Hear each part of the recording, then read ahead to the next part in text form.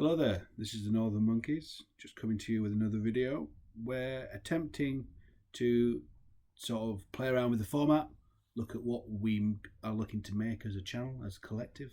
We're a group of people that do different things in the hobby, and as a result, we're going to have different interests, different sort of passions in relation to that. This is an attempt to do that. It's going to be a bit of a chat between myself, Dave and Carl. We're just going to talk about real life, in the sense that we're going to talk about how we came to the hobby, what things we recall from that time.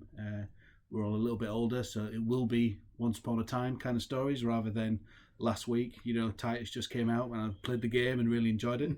So it'll be more about those old days of the golden olden demons, that sort of thing. So to that end, I'm going to have a chat with Carl and David about our first memories of Warhammer, how we got into the hobby, things like that. Going to start with you, Dave. You'll know Dave from the Iron Hands video that him and Oliver did earlier this week. So we'll start with Dave, as he's got the most sort of investment by way of the actual channel so far. So he's a familiar voice, familiar face.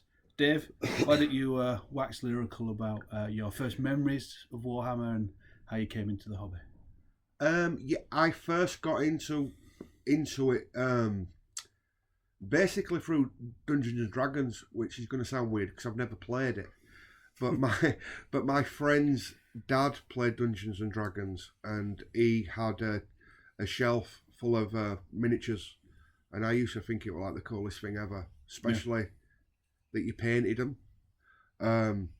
And so I used to ask my auntie to buy me some, and then any of you boys have Hero Quest? I did, yes. Space Crusade. Space Crusade, I remember seeing on the. I could never have it. It was too expensive, I think, as a kid. Even then, GW has always been expensive, as we all know. Yeah, but I remember it. And I think that's a good point you've touched on there, because I think a lot of people have this nostalgic thing, and we've done it out with Carl, where you'll pick a box of. I remember a tax squad being £8 or something at GW, and this is when they were metal. Remember the metal guys with the plastic arms? Yep. And nowadays, in monetary value now, you go, oh wow, that was so cheap. But it's not like then people used to go, that was a cheap hobby. It was still an expensive hobby. Yeah. It's just all relative, isn't it? Yeah. But my auntie used to go to Keighs catalogue shop in Leeds, which were it was like a return shop. So I used to be able to get all sorts of random stuff there.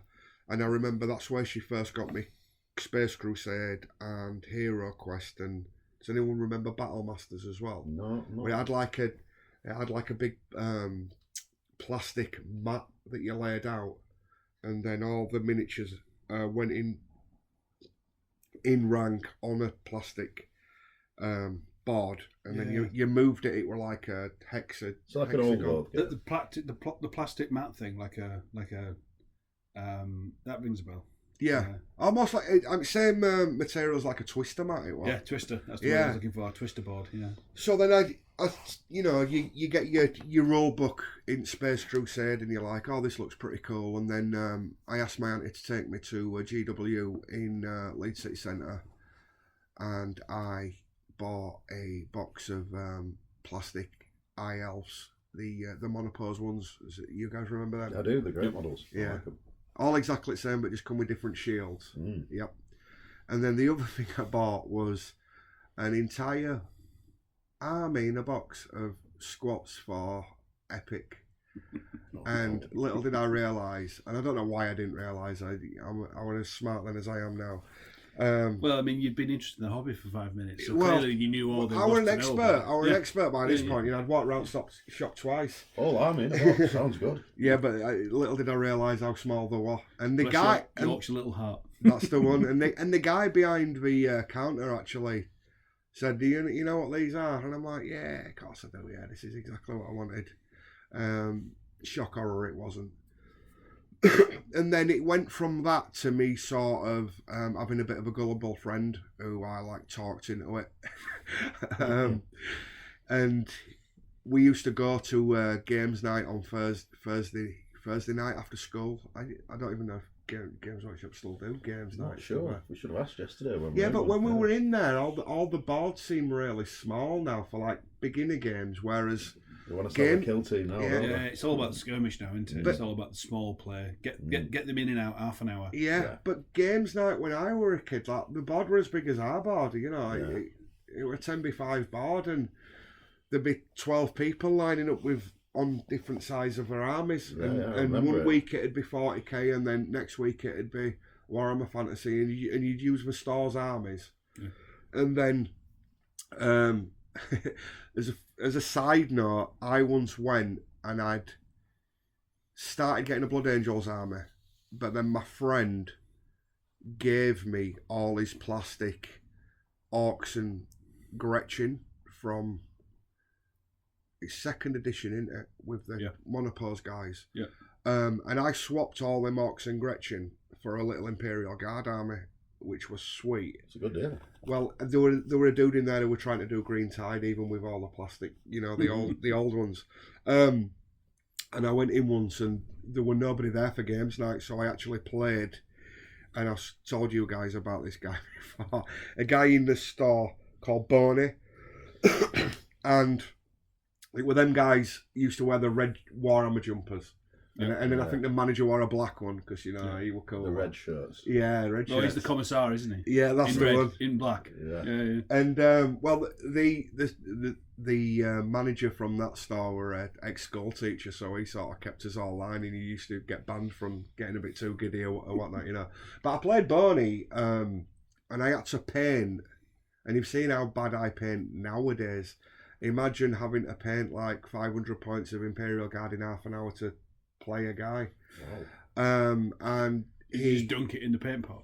Pretty much. And it was like 3 colour minimum as well, wasn't it? But I do remember he acted like I was going to say General Custer, but I think I was General Custer in that one. he were like pattern. Successful then. Well, I just think if I'd have been a little bit thin, a little bit thinner skinned, that could have been the last time I ever went in Games Workshop, because when you've got like a mid-40s guy beating a 12-year-old guy with rules that he's having to tell me what to roll. Yeah. Do you know what I mean? So, Boney, if you're out there, I hope the fleas of 1,000 camels infest your hair all over your body. Well, I mean, a notch is a notch, isn't it? And if you're a victory's a victory in the season. I took another scalp. There we go. Who cares if it's a 12-year-old kid? Yeah, never played before. He probably went home and did Rocky shadow boxing. Boney cares not where the blood flows from. Yeah. Maybe that's why he was called Boney. He had no blood left. Yeah, all the blood had flowed. But and then I got out of the hobby for a lot of years. You get a little bit older and you start getting interested in girls. Yeah, and weirdly, models are not an aphrodisiac. I don't know why, because there's nothing sexier to me. I've often tried, but it just... Yeah. No man has ever pulled out his Land Raider and that sealed the deal, has it? Never once has a Land Raider with a cool bit of edge highlighting scored. And if anyone that has had that occur, then do let us know, because we think you'll probably make believe. Do you think it's the Land Raider, or is just our freehand murals on the side of the Land Raiders aren't good enough? Yeah, it's probably that. Yeah. It's the lack of attention to detail. That's the a bit one. like those birds that make giant I was nests. thinking the same thing. To attract the ladies. Yeah, that's the one. Yeah. Weirdly, yeah. In this instance, that doesn't work. Peacocking with a Land Raider. I mean, surely that's what all Emperor's Children players are doing. Pretty much. Look at the size of my Todge. And so I got out of it for years, but I were always like, you'd play computer games, or I'd buy the odd law book, or I'd even occasionally, just when I were bored, have a look to see what new miniatures were out, just to sort of... Yeah. Or I sort of kept a finger on the pulse, as it were. Yeah, kind of. And then I met Carl, and he had a bit of a Ultramarines army, didn't you? Started out then, really, yeah. But it were all firstborn, I think, at that time, wasn't it? And we've basically been smack banging it for the last 4 years, Collecting, maybe 5 years. yeah. Yeah. Building and collecting and painting. Yeah. But yeah, that's basically my thingy with 40k. Yeah. Well, we've kind of brought Carl into the conversation. Let's carry on with that, Yeah, Carl. thanks. Do you want to give us a bit of a rundown about your sort of first impressions, how you first came across the hobby? Yeah, we're going to go back in time a bit here. I'm one of the older monkeys, so I think we'll set the scene of a 1990s playground, and hearing these words of Space Marine and Space Orc and Squat, and it just grips me, the science fiction. I've always been drawn to science fiction, and I mean the story kind of goes two ways first to get into it. So the first thing I wanted was a magazine. I'd heard about the White Dwarf magazine, so after school on this hot summer's day I pestered him, and I've actually got a picture. I've just googled it in front of me now. I have rebought this as well about 6 months Totally an ago. ultramarine. You're bringing all the practical homework with Yeah, you. indeed. Me and David just make it up as we go along, and you're like, well, here's my homework, and here's my I had to spreadsheet. Google it now. I had to get the cover. So it's White Dwarf 113. I'm showing them both now. With the red Terminators. The red Terminators and the Gene Stealers. A Space Hulk cover, and yeah. I've actually got it now, and I can see where my hobby developed from there, because it's full of guard, really good pictures and artwork. And I started out with the guard army, pretty much like you, David. 3-colour painting, and using the wrong glue, and having that horrible learning curve of a new modeler. But I eventually got an army together, a Sentinel, and I did have a first game. And you won against Bernie, were it? It wasn't. It was against. It's one of the hobby, and like how we've met. You get talking, and someone says, "Oh, I'm into it," and it kind of escalates. So a couple of the secret handshakes like Freemasons. Yeah. The couple of lads pub who toilet. lived Yeah, pub toilet with me and you, wasn't it? Yeah. Someone says the wrong word, like the warp, and you pick up on it and think, You do, and I've done it myself. It's like a secret society almost sometimes. But it turned out there were two lads, Nick and Jay, who lived really close to me, and they had a board set up in the dad's house. So they used me for target practice. They had a squat army and one had a Space Marine army. So I don't think I lasted more than a couple of hours. He had a squat army. A squat, yeah, really, really if nice. He still had that army. I bet you that's worth a few bob now, isn't it? Yeah, I loved it with all the little. He were a really good painter as well. So they were all flat jackets and the bikes with the melters on the back. I remember it well. Oh, yeah, I do remember them minis. Yeah. And I've just really been hooked on the hobby since then. I did have a break like you guys did for, ladies. Exactly. Essentially, what the same thing. And then, when my wife, got pregnant, we weren't having a drink or going out and socialising too much because she was with baby. So sealed the deal by that point. Yeah, well, indeed. I think that probably so. Yep. That's when you can whip your Land Raider out. No, well, I'd had like a solid sort of 20-year break from Warhammer and really not even looked at it much at all since even sort of thought, oh, it's just something in the past. But I don't know, it just came back to me, and I ordered a pack of Space Marines, and that's when my Ultramarines journey started, really. And I knew nothing about them again. It were only, from back in history, but I liked them because they were blue. I didn't realise that, I didn't choose them. And sometimes that's all it takes, isn't it? Why them ones, they are yellow. Yeah. I don't know, just blue. I like that. I thought they looked cool, so yeah, I kind of picked it back up. Maybe, time goes, 10 years ago then, about 10, 11 years ago now. So well, my return to the hobby is much more recent than that. You may have noticed, but we are all from Yorkshire. The accent will give us away. Indeed. And any good Yorkshireman never throws anything away he's paid money for, especially at GW prices. We've just been going through his bits box from second and third time edition. capsule. Yeah, all sorts. Random Imperial Armour books and the third edition rule books. But for me, it was instances really of exposure, if you like, into the hobby. 1992-ish, 12-year-old. I used to hang out with some older boys around the neighbourhood, getting into trouble. And one occasion, they decided they were going to go off on a bit of an adventure. The adventure in this case was running away to Leeds on the train. 12-year-old, that's not really something that obviously I should be doing. So obviously I jumped at the opportunity when the big boys told me they had something interesting to show me. Fortunately, it wasn't their penis or anybody else's, or puppies, or sweets in a car, or anything like that. Are you sure? Which, Oh, it was worse. relatively, it was probably worse, arguably. So it was a trip over to Leeds where they were going to a model shop. It was the old GW shops, the big ones with the big red signs outside it. And I'd always enjoyed making models as a kid, Airfix models, things like that. I used to make a mess with just about everything, though, the paint, the glue it to my hand rather than gluing it to the actual other part of the body. And for those of you that did early modelling, cockpits were a nightmare. I used to get them covered in fingerprint glue and all over the back of it and ruin the cockpit, ruin the immersion. Anyway, I arrived at the Games Workshop store and looked at obviously the stuff that was out in relation to it. I don't recall the sci-fi bit, which is interesting because I am a bit of a sci-fi nerd, but instead on the game board they had out at the time, there was orcs and some, I think, undead, and it was the undead that caught my eye, Skelly Bobs. So I remember coming out of that store with a box of Skeleton Warriors. Good choice. Yeah, well, also, ever been the auctioneer, it occurred to me that skeletons only needed a couple of paint colours. So I just bought some white, thinking that'll do it. Look, skeletons are white. That's nice and genius. easy. That's actually genius, isn't it? Pretty good going yeah. for a 12-year-old. I mean, even then I was trying to stretch my pocket money as far as I possibly could in relation to the hobby.